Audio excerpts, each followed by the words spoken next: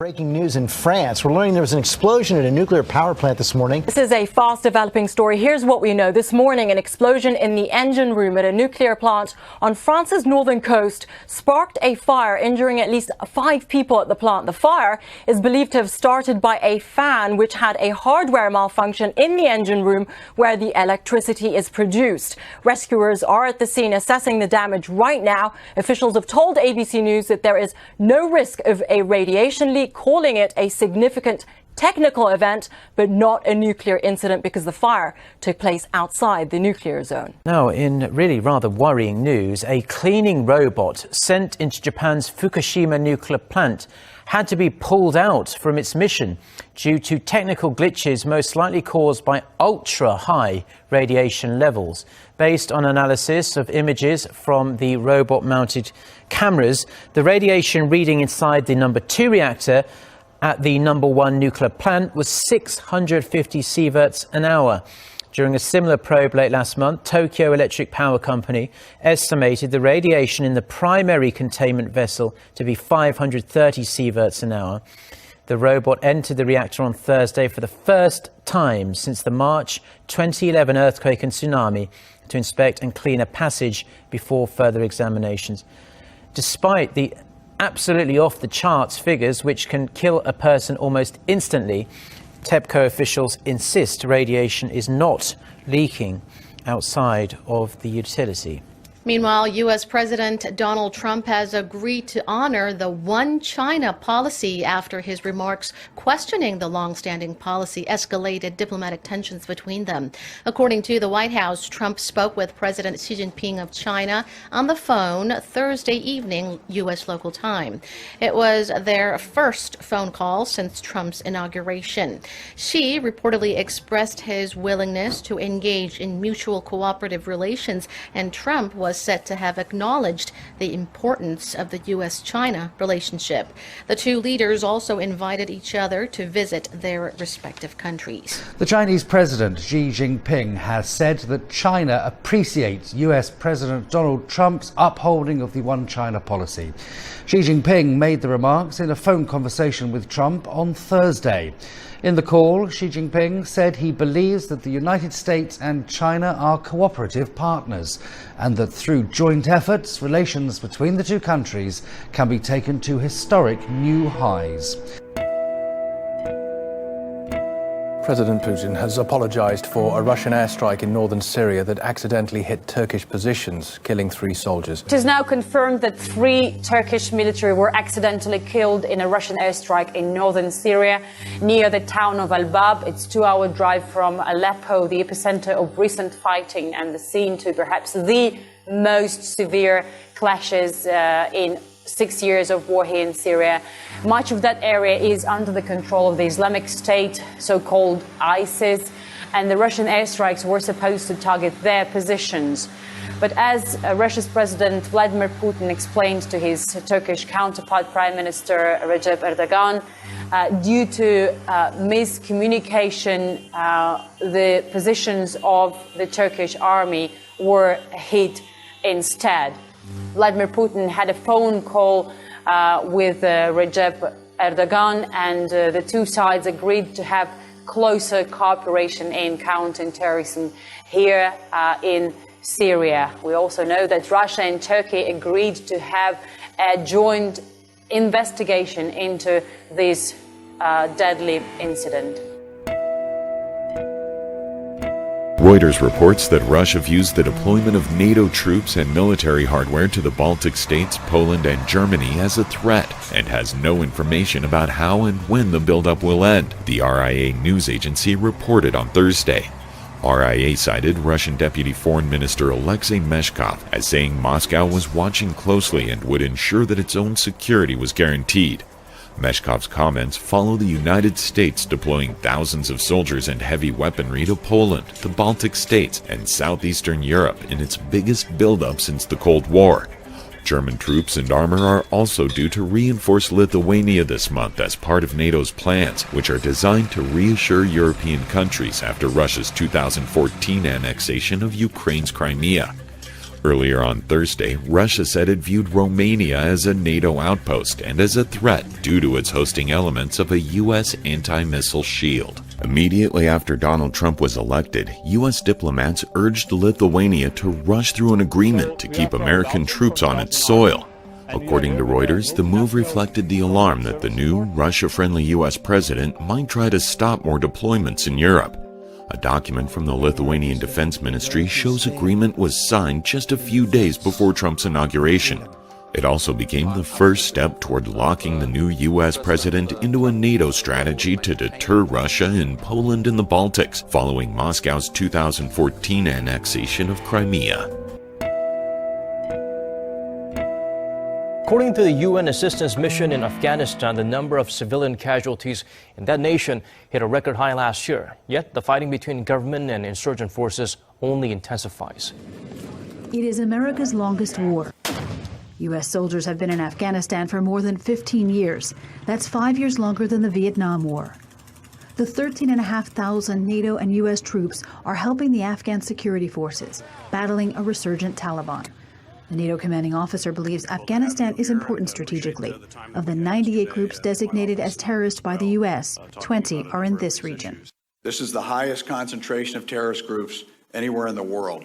And some of them are being sheltered and supported by neighboring Pakistan. Yes, sir. Sir, it's very difficult to succeed on the battlefield when your enemy enjoys external support and safe haven. The battle is far from over. On Tuesday, more than 20 people were killed in an attack in the Afghan capital. Daesh claimed responsibility. The group is operating in the country's east and is trying to recruit. Daesh is also believed to be linked to an attack on International Red Cross workers in northern Afghanistan on Wednesday that killed 6. The ICRC has been working in Afghanistan through decades of war. They've now suspended operations in the region.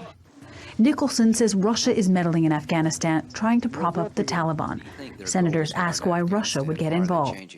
Senator, I think their goal is to undermine the United States and NATO in Afghanistan.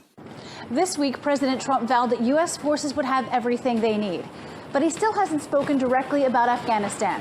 And it's unclear whether this White House intends to increase the number of troops.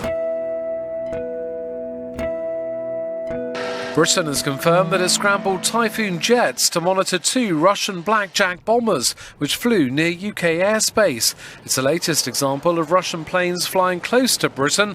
It's often a way of testing the response time of the military.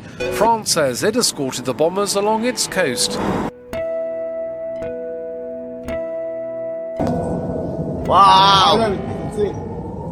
וואו, אחי, מה הולך פה, אחי? טילים, אחי, באילת. זה לא בסדר, ואם פתאום נופל פה משהו, לא יפול פה משהו, נכון? זה יכול להרים? לא יודע, אחי. וואו. איזה טילים. Rocket fire and gunfire in Israel's south and center areas. 5 people injured. Overnight Wednesday, in the resort town of Eilat in southern Israel, Grad rockets fired from Egypt's Sinai Desert. ISIL activists operating in the Sinai Desert claimed responsibility. Israel's Iron Dome defense system intercepted those rockets. ISIL said, or warned rather, this is not going to be the last time. This is also not the first time, and it's the reason that Egypt and Israel cooperate closely along the Sinai border. Going to Thursday afternoon, crowded market area in central Israel, a gunman opened fire, injuring 5 people. According to eyewitnesses at the scene, it was chaos. Civilians pursued the gunman who took off on foot. They captured him. Police eventually apprehended and arrested him. He was identified as a 19-year-old Palestinian from the West Bank. Israel's security apparatus is attempting to determine whether he operated alone or had an accomplice. Now, just hours before southern Israel was attacked, a mortar shell fired from Syria hit northern Israel, prompting the IDF to return fire at a Syrian army position in response. While Israeli military officials aren't offering details other than to confirm a direct hit in enemy territory, Syrian state media is reporting that Israeli helicopters were involved in the attack on its army base. The sources are claiming that while there was some damage, no injuries were caused. Fortunately, no Israeli civilians were hurt either when the mortar hit the Jewish state side of the northern Golan Heights. The tank shell flew over the frontier in the midst of ongoing heavy clashes between Syrian government troops and opposition forces, in the demilitarized zone between the two countries. Regime soldiers were also reportedly shelling a nearby Syrian village with artillery at the time. Israel has repeatedly made it clear that the Syrian government will be held responsible for any spillover violence stemming from its bloody civil war. Meanwhile, Israeli military officials are denying Hamas claims that the Jewish state carried out an airstrike early this morning in the southern Gaza Strip. 2 Palestinians were reportedly killed and 5 others injured in some sort of an incident there, but Israel says it had nothing to do with it. Brazilian media reported a looting, carjacking, and mugging in municipalities abandoned by the police officers. Looting in broad daylight on the streets of Vitoria in Brazil. There's been little security here since Saturday when the state's military police went on strike. Their friends and family are blocking access to barracks. There hasn't been any salary increases for 7 years. A military police officer receives $800 to support his family. But after days of violence, the public mood has shifted against the strikers. The Civil Police Officers Union says dozens of people have been murdered. Schools and some hospitals have closed, while shops have been ransacked. My friends and colleagues all had break-ins. Here at the shop, we had to pay private security. Most shop owners closed up because otherwise they would have been looted. The guard worked here in this street until 3 a.m, exchanging gunfire. Yesterday in this street from 2 a.m, they got around 15 people trying to break in. On Tuesday, 200 federal police officers were deployed in the southeastern state. Around 1,000 soldiers are also being mobilized. Yet the governor of the region says that's not enough, and he wants more backup. A new battle over judges is brewing after President Trump criticized American courts again. It comes as the Ninth Circuit Appeals Court considers his travel ban on 7 countries with a history of terrorism. I don't ever want to call a court biased, so I won't call it biased. And we haven't had a decision yet. But courts seem to be so political. Meanwhile, a new poll from Politico shows the public approves of Trump's halt on immigration. 55% approve of the order, while only 38% disapprove.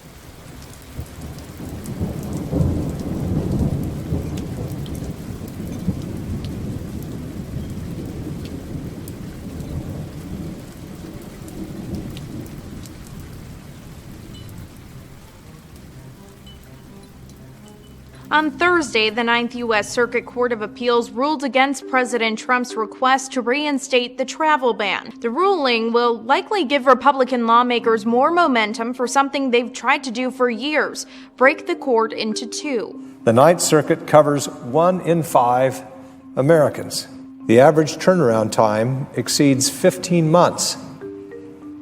And now, if excessive delays weren't bad enough, it turns out that the Ninth Circuit is overturned by the Supreme Court 77% of the time when the Supreme Court grants cert. Arizona Senators Jeff Flake and John McCain reintroduced the legislation last week. A similar piece of legislation was introduced in the House by Arizona Congressman Andy Biggs in January. As the Wall Street Journal pointed out earlier this month, people have been trying to split the court for over 70 years due to its size and its reputation for liberal rulings. A 1998 report from a commission formed to look at restructuring federal courts of appeals recommended against splitting the Ninth Circuit Court of Appeals. Republicans now control both houses of Congress and the White House, so the legislation could have a better chance at advancing. The world's largest refugee camp won't be forced to shut down after all. Kenya's highest court has blocked a government plan to close the Dadaab refugee camp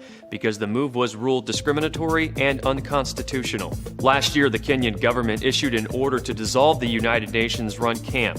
The closure would have forced more than 200,000 Somali refugees to return to their war-torn country. The government argued keeping Dadaab up and running was a security issue. Specifically, it claims extremist group Al-Shabaab has been using the camp as a base to recruit new members and plan attacks on Kenyan soil. But human rights groups said closing the camp would put 250,000 refugees at risk of human rights abuses. The Kenyan government has yet to respond to the ruling. China will start taking the fingerprints of foreign nationals crossing its borders. The Ministry of Public Security announced the new rules in a statement on Thursday, February 9th. The fingerprinting reportedly aims to boost border control and immigration measures and improve efficiency. The rule will apply to all foreign passport holders ages 14 to 70, but those with diplomatic passports and visas are reportedly exempt from being fingerprinted. Countries like the U.S., Japan, and France have similar requirements. China will run a pilot test of the program at Shenzhen Airport starting Friday and gradually implement the process at other entry points nationwide. China's smog problem isn't getting better, but covering tall buildings and plants is one way to try to fix it. By the time the buildings are finished next year, they'll be home to 1,100 trees and 2,500 other plants. The company behind the project estimates all those plants will soak in 25 tons of carbon dioxide a year and release 60 kilograms of oxygen daily. Similar vertical forests exist in other cities. And while that sounds like enough to make somewhat of a dent, some environmentalists have mentioned that new construction creates a lot of carbon dioxide. And later on, the plants will need upkeep and water. According to a recent report, 40% of the world's smallest pollinators, like butterflies and bees, are at great risk of extinction. In response to this alarming situation, scientists are looking into the idea of creating an army of miniature drones to fill the gap. So far, the technology is very basic, with each drone having to be controlled manually.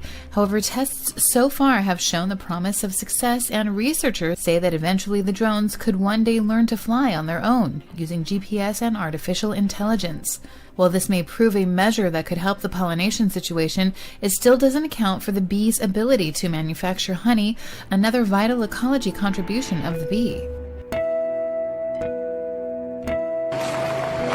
Rescuers have been racing to save pilot whales in New Zealand's Golden Bay. There's been one of the country's largest recorded strandings, with 300 whales dead. Volunteers have been trying to send more than 100 more back out to sea.